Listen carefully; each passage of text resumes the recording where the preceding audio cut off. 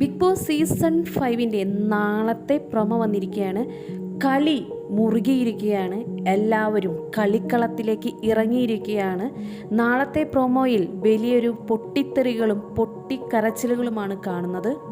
Weekly ടാസ്കായ പാവക്കുത്ത് എന്ന task തന്നെയാണ് നാളത്തെ അടിയുടെ കാരണം. പാവകൾ തമ്മിൽ തട്ടിപ്പറിക്കുന്ന ദേവുവിനെയും വിഷ്ണുവിനെയും ശ്രുതിലക്ഷ്മിയെയും കാണിക്കുന്നുണ്ട്. എന്നാൽ വിഷ്ണു പാവ ഹോൾഡ് ചെയ്ത് പിടിക്കുന്നതാണ് കാണിക്കുന്നത്. ഇതിനെതിരെ ദേവും ശ്രുതിലക്ഷ്മിയും പൊട്ടിത്തെറിക്കുന്നുണ്ട്.